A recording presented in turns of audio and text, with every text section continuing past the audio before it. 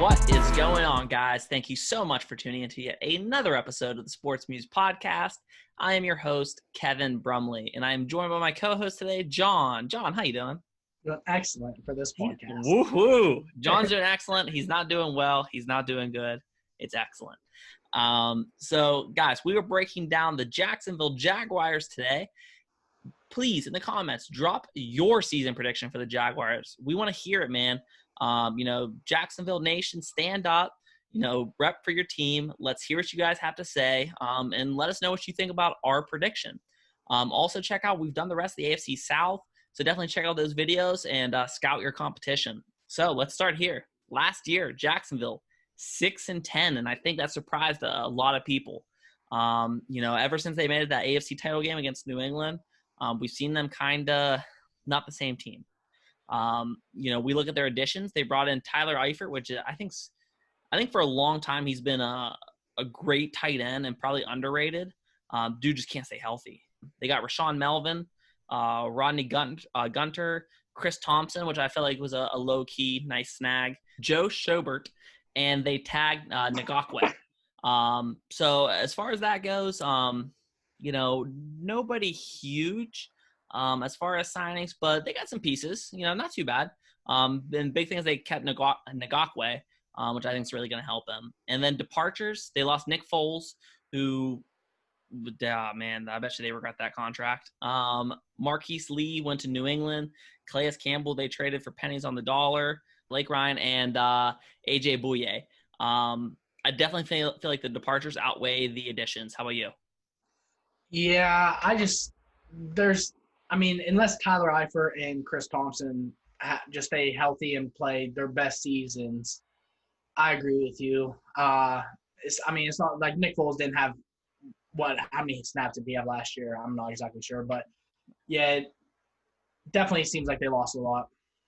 Yeah, and then we go to their draft picks. They got C.J. Henderson, which I really liked. I feel like he's going to be one of those guys that's in the league dominating for a long time, so I definitely like that pick. They got Chasen, who's kind of still pretty raw, but a really good edge rusher from LSU.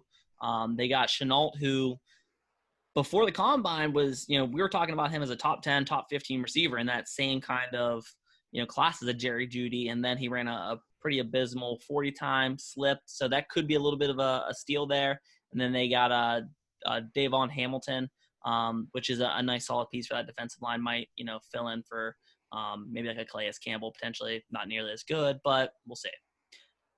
As far as roster breakdown goes, how do you see the roster being? Definitely towards the bottom end of the NFL. Definitely don't have the elite playmakers that other teams do. Especially when you look at the Titans and the Colts. It just seems like some guys are just more average than going to push you over that top tier to get you to the playoffs and beyond. Just seems like sometimes it just seems like I have no clue what the Jaguars are doing. Yeah, I've always kind of rooted for the Jaguars. I wouldn't say I'm a Jaguars fan, but I really like the old school Jaguars with Fred Taylor, Mark Brunell, Jimmy Smith, Keaton McCardell. I really like that team. And so, therefore I've always kind of rooted for them. And when they got good, I was like, good for the Jaguars. But again, yeah, you're 100% right with they usually have some head scratching moves, whether it's coach hirings or, who they decide to sign to big money, like the Nick Foles thing. You kind of knew that was going to blow up in your face. But it's interesting. Minshew did have a really good rapport with Chark last year. So I think that does help. As far as the offense goes, Eifert's a nice addition if he can stay healthy. Josh Allen had a great rookie season, and him and Ngakoue will ruin your day off the edges. They're that good. And they can maybe keep you in some games if you do somehow get a lead. Myles Jack is fantastic. As far as that defense goes, kind of what used to be the strength was the secondary. Now it's kind of the question mark. So that's going to be one of those things where you have to wait and see how much C.J. Henderson can help his rookie year. But offensive-wise, I don't know. It just doesn't seem like Leonard Fournette. They thought – I feel like they had the idea of what Tennessee's doing now with Derrick Henry. Is I feel like what Jacksonville visualized, but it just never came to fruition. So I'm not exactly sure what they're going to do offensively. What is your biggest question mark?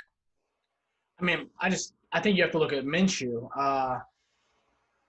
Will he? I mean, because he played pretty well last year, but will he keep playing? Will he? I don't know why, but he kind of reminds me of Baker.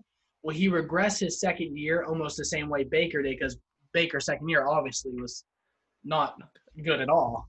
So, I mean, will he regress that way, or can he maybe improve? I mean, I'm a big Gardner Minshew fan, so I'm hoping he steps up, but I don't know why. Just the way he plays reminds me of Baker, so I just worry that something like that's going to happen. But I hope he figures it out. And with Chenault, that'll add another weapon, and I think hopefully can be deadly. But I don't know. It doesn't look great, but I'm hoping. I'm optimistic for them.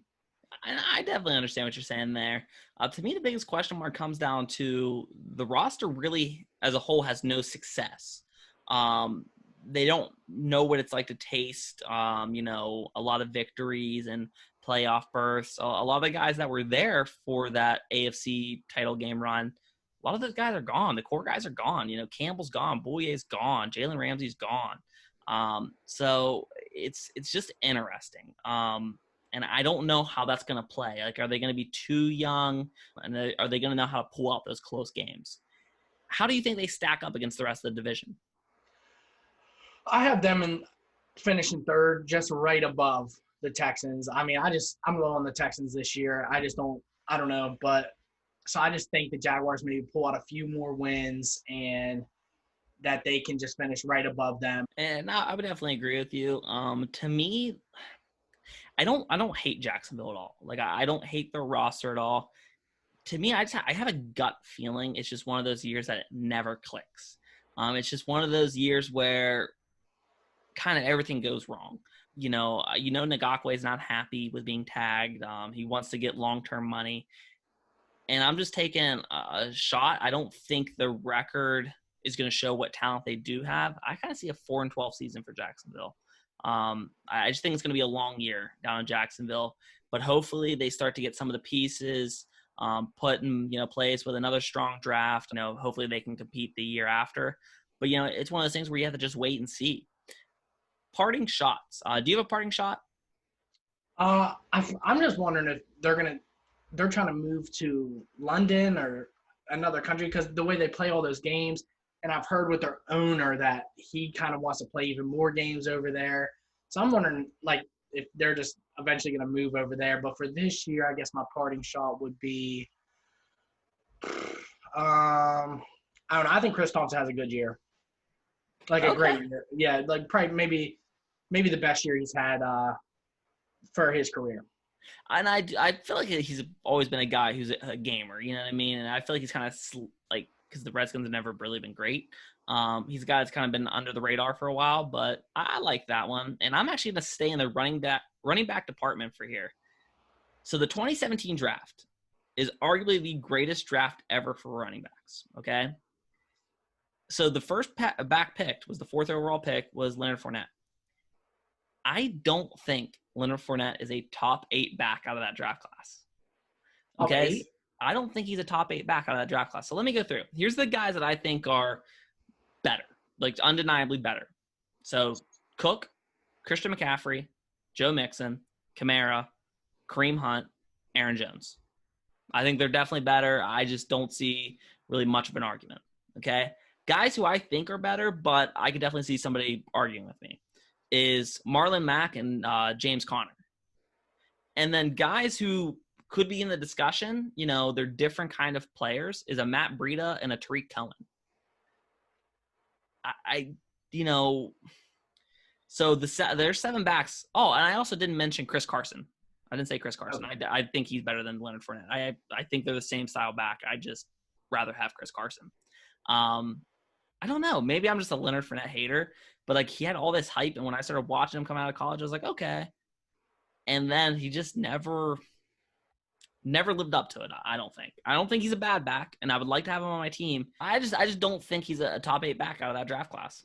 But that's a hot take for you. I think that's more of his circumstance than his talent.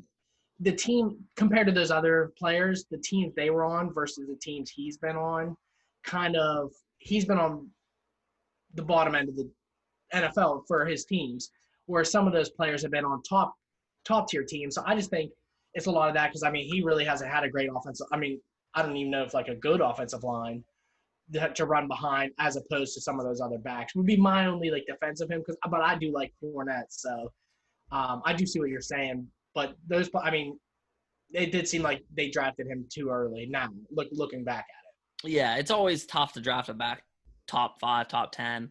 But yeah, I don't know. That's a little hot takey. But I think they definitely regret taking him fourth. Let's put it that way. it. I mean, I guarantee it. It's and even games where he'll have good stats, like he'll have 100 plus yards. A lot of his runs are 1, 2, 0 yards, and then he might bust one big one, and it's just not something that you can rely on.